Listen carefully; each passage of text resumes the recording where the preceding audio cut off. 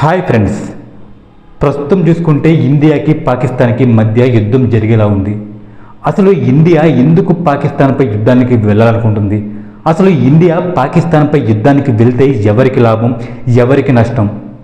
అసలు పాకిస్తాన్ విషయం పక్కన పెడితే మనం ఒకసారి ఇండియా గురించి మాట్లాడుకోవచ్చు. ఇప్పుడు ఇండియాకు ఉన్నటువంటి పరిస్థితి, సమాజంలో ఒక మంచి పేరుంది. ఏదైనా పెట్టుబడులు పెట్టాలంటే ఇండియాలో పెడితే మనకి భరోసా ఉంటుందని చెప్పేసి ఒక నమ్మకం ఉంది.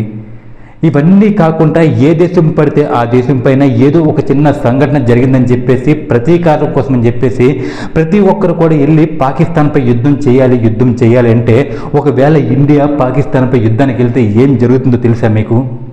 చాలామంది అంటూ ఉన్నారు అన్నమాట, ఇండియా వెళ్ళాలి, పాకిస్తాన్ని చంపేయాలని చెప్పేసి. మీరు ఒకసారి చరిత్ర చూసుకోండి, 2 సార్లు మనం పాకిస్తాన్ను ఓడించాం. అయినప్పటికీ వాళ్ళు ఇంకా మళ్ళీ వస్తూనే ఉన్నారు.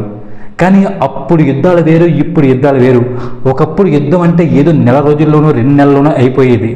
పెద్దగా ఆస్తి నష్టమో లేకపోతే ప్రాణ నష్టమో జరిగినా సరే అది తాత్కాలికంగా ఉండేది. ఏదో శాంతియుత ఒప్పందాల ద్వారా అవన్నీ కూడా పోయేవి. కానీ ఇప్పుడు ప్రస్తుతం ఎలా ఉంది? ఇప్పుడు మీరు గతంలో చూసుకుంటే ఉక్రెయిన్కి రష్యాకి మధ్య యుద్ధం జరుగుతుంది.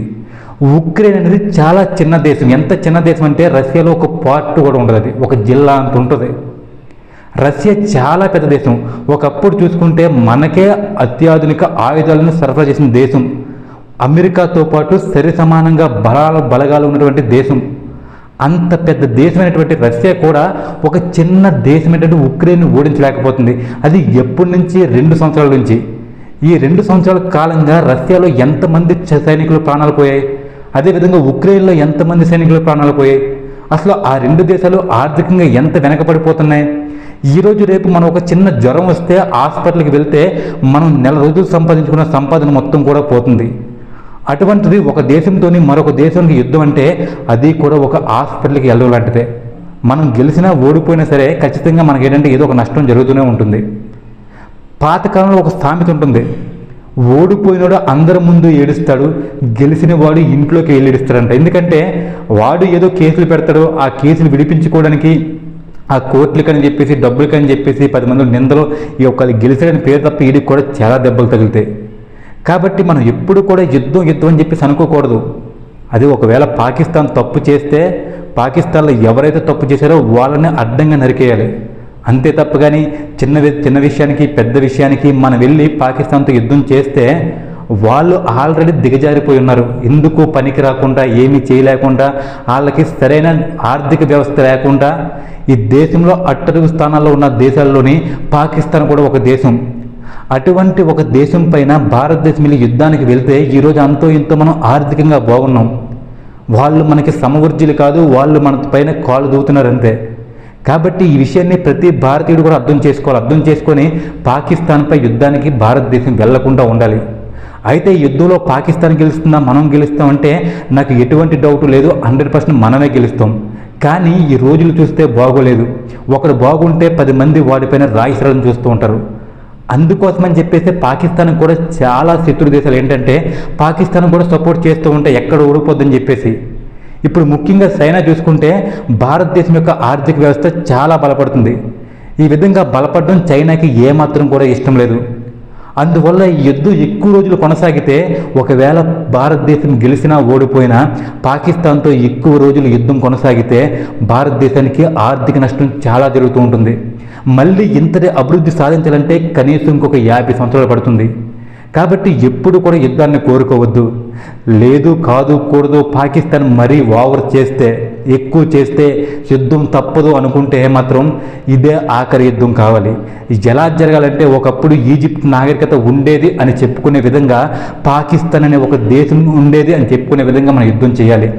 పొరుగు దేశం ఏదైనా సరే పాకిస్తాన్కి సహాయం చేయాలనుకున్నా సరే ఆ సహాయం అందేలోపే పాకిస్తాన్ని సర్వనాశనం చేయాలి. అలా చేస్తేనే ఇదే భారతదేశానికి లాస్ట్ యుద్ధం అవుతుంది.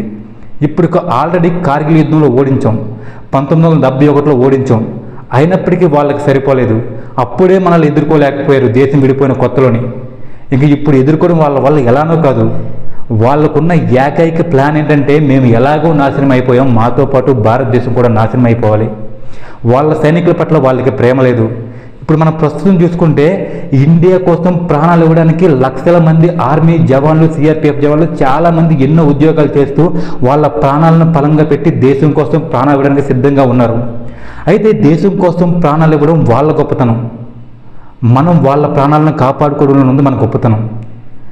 ఈరోజు రేపు మోదీ గారు అంటే యుద్ధం అయిపోతుంది. కానీ ఎందుకు మోదీ గారు యుద్ధానికి సై అనట్లేదంటే, ఈ దేశం కోసం ప్రాణాలు ఇవ్వడానికి వచ్చినటువంటి ప్రతి ఆర్మీ జవాను కూడా మన దేశం యొక్క ముద్దు బిడ్డ.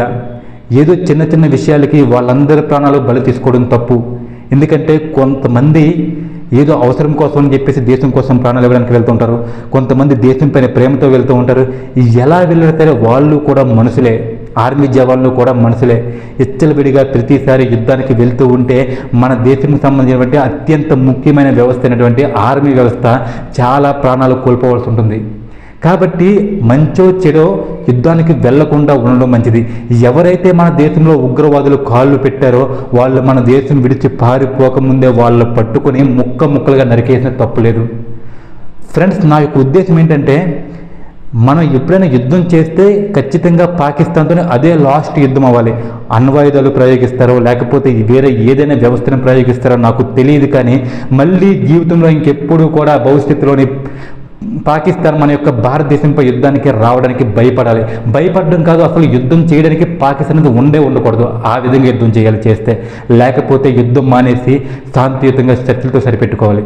ఫ్రెండ్స్, ఇది నా యొక్క ఒపీనియన్. మీ యొక్క ఒపీనియన్ డెఫినెట్గా